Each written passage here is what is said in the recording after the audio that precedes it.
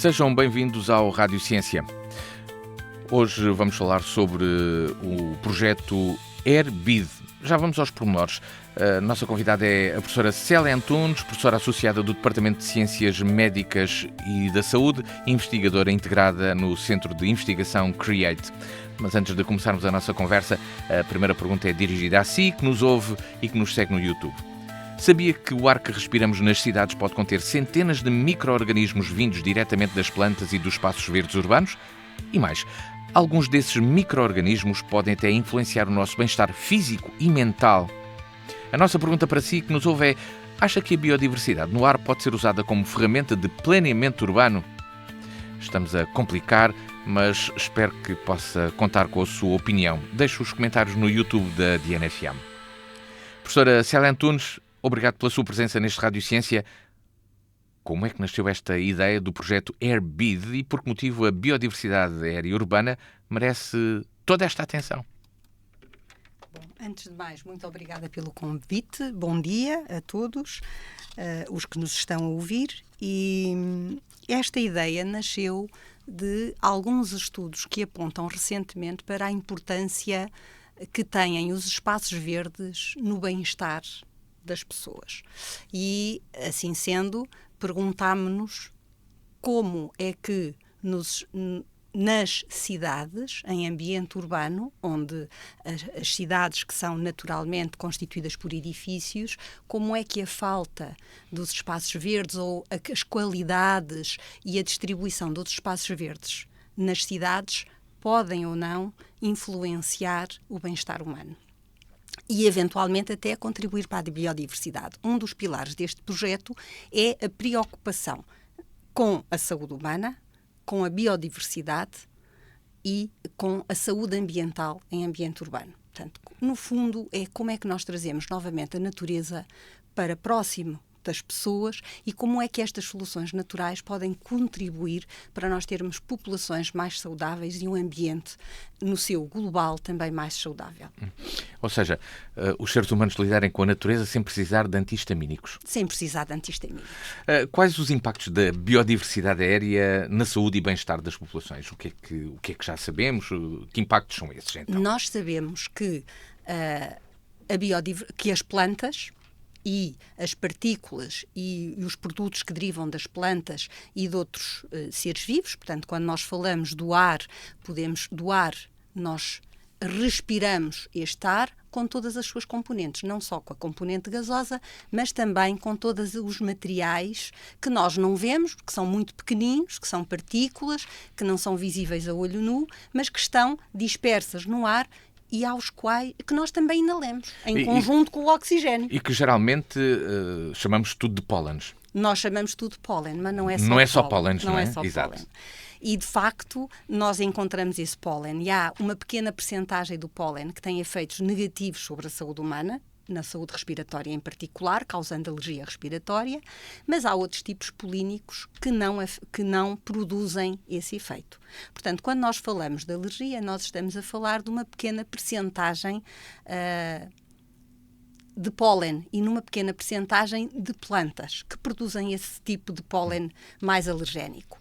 Ora, assim sendo, nós temos aqui uma oportunidade de atuar, porque nós podemos criar ambientes urbanos que sejam menos abundantes em plantas que produzem pólen que causa alergia e mais abundante em plantas que não produzem esses efeitos e essas partículas. Mas, além disso, nós sabemos hoje que existe um microbioma associado a estas partículas.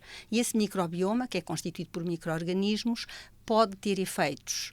Quando não são patogénicos, têm de facto efeitos benéficos porque são imunomoduladores e podem ajudar o nosso sistema imunitário a estar bem treinado, digamos que respondendo de forma adequada àquilo que lá chega, não é? Ao contacto que nós temos com o ambiente em que estamos inseridos. Ou seja, podemos ter plantas que nos ajudam a ser mais saudáveis?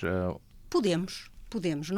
Essa é uma das ideias que hoje é discutida nos ambientes científicos e este projeto procura dar resposta exatamente a essa pergunta.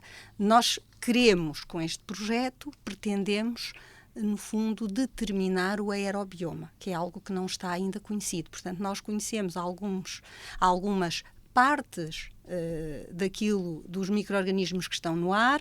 Normalmente eles são estudados por técnicas muito diversas. Algumas delas permitem determinar pólen, outras permitem determinar micro-organismos. E o que nós queremos fazer com este projeto é, por um lado, desenvolver tecnologia que nos permita, de uma vez só, determinar o aerobioma. Ou seja, termos uma ideia da biodiversidade no ar. Num determinado local, num determinado espaço. Local e num determinado espaço. O que pressupomos também é que esta biodiversidade que nós escolhemos no ar, sem ter que interferir com o que está plantado e com a natureza ela própria, possa ser um indicador da biodiversidade vegetal dos espaços verdes. Em ambiente urbano. E quando falamos destes espaços verdes ou elementos verdes urbanos, falamos de todo tipo de espaços verdes. Jardins, pequenas florestas, telhados verdes, hortas urbanas. Portanto, estamos a falar de ambientes diversificados. Ou seja, nós, enquanto pessoas, de facto, modelamos o nosso ambiente, porque nós fazemos uso do solo de maneiras muito diferentes. E, portanto, como é que esse uso do solo impacta a biodiversidade a que estamos expostos em locais com características diferentes na cidade. Mas como é que um cientista vai determinar e conhecer, então, todas as características do ar que temos?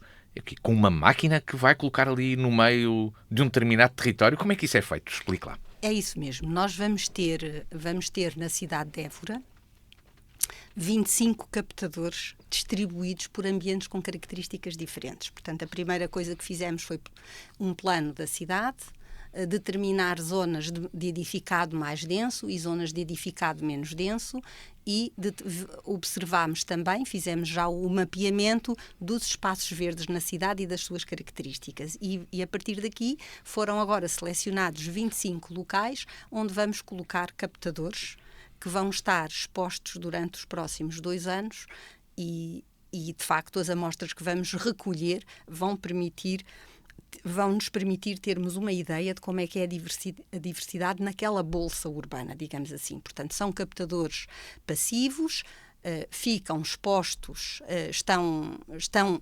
continuamente no terreno e nós vamos regularmente recolher amostras nesses captadores para que nos permita, em cada momento do ano e em bolsas diferentes da cidade, de acordo com características que nós já determinamos, vamos tentar perceber se há ou não há uma biodiversidade diferente, uma abundância de vida diferente em locais diferentes da cidade e não só. Vamos querer relacionar essa biodiversidade também com o bem-estar. Portanto, outro pilar deste projeto é a criação, é o envolvimento dos cidadãos no próprio desenrolar do projeto. Portanto, se os cidadãos quiserem colaborar neste projeto de investigação, nós temos aberta essa possibilidade e através dessa cooperação nós vamos também recolher informação sobre o bem-estar dos voluntários. E como é que as pessoas então podem participar num projeto científico? Não sendo cientistas, aqui vão estar a dar informação. Como é que podem fazer isso neste projeto? É verdade. Com a professora Célia Antunes? Podem de facto contactar-nos e voluntariar-se para participar no projeto. Nós temos várias formas de participação no projeto. Uma delas tem mesmo a ver com o desenvolvimento das tarefas do projeto, em que nós podemos ensinar, treinar as pessoas para a recolha das amostras e, portanto, as pessoas poderão colaborar connosco tomando conta de um captador, digamos assim, portanto, ficarem responsáveis pela colheita da amostra num determinado captador e depois colaborar com a equipa, fazendo parte da equipa de cientistas, no fundo. De facto, vão ser cidadãos cientistas que nos vão ajudar a concretizar este projeto. Além disso, a Universidade de Évora lidera neste projeto, que é um projeto europeu, que envolve 5 cidades em 5 países diferentes, temos colegas em 2 países nórdicos, portanto temos a Dinamarca em Copenhaga, também Gotemburgo na Suécia, Viena na Áustria, Trento em Itália e Évora em Portugal, que estão a colaborar neste projeto. Portanto, são cidades com características diferentes, que são de ambientes diferentes, algumas mais a norte da Europa, outras mediterrânicas, como Trento e Évora, e Áustria, que é uma metrópole europeia típica do centro da Europa. Ora, são cidades com densidades populacionais diferentes e com ambientes verdes também eles diferentes, o que nos vai permitir enriquecer bastante e ter mais conhecimento sobre como é que os ambientes verdes nestas cidades que têm características variáveis podem efetivamente influenciar essa biodiversidade. Além disso, a Universidade de facto lidera o pacote dos estudos dos impactos da biodiversidade em saúde, e para isso vamos constituir um grupo focal em que teremos voluntários envolvidos na visita a estes locais verdes, na recolha de informação sobre o seu bem-estar, que será depois discutida neste grupo focal, de forma a recolher a opinião e o saber reunido por este grupo focal, no sentido de tentarmos compreender quais foram os ambientes que mais repercussões positivas tiveram sobre estes voluntários.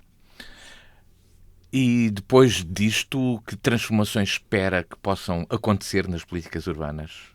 Isso, numa visão de uma cientista, está um bocadinho desafiante. É desafiante. Estar-lhe a fazer esta pergunta, mas tinha de fazer. Eu Gostava diria, de ouvir a sua... Sim, eu diria que esse é talvez o principal impacto que o projeto possa vir a ter.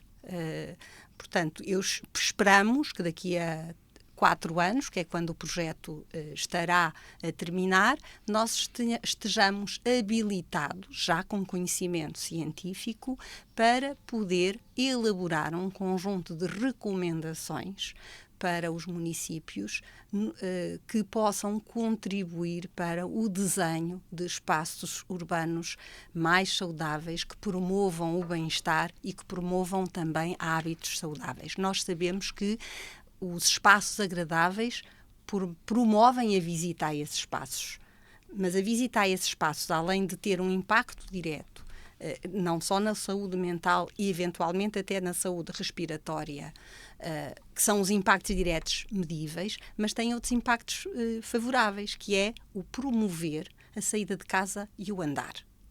Portanto, não é? Promove também o movimento, promove a cooperação, promove a interação com outras pessoas, promove a criação de comunidades.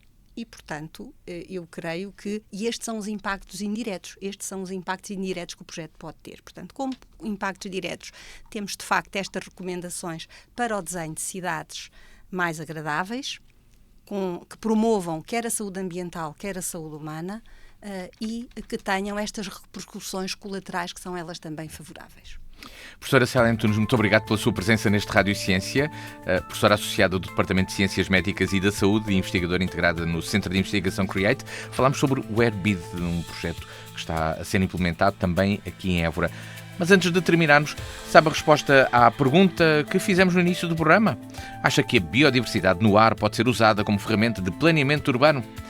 Já aqui encontramos a resposta. E essa é sim. Biodiversidade aérea pode orientar políticas verdes, melhorar a saúde urbana e criar cidades mais resilientes. O Rádio Ciência é um programa da DNFM produzido em parceria com a Universidade de Évora. A realização é de Luís Matias. Está no ar de 2 em 2 semanas, à sexta-feira, às 11h30 e às 16h30. Pode seguir o podcast na página dnfm.com e no YouTube da DNFM, onde pode subscrever e receber uma notificação sempre que existir um novo programa. Até à próxima emissão.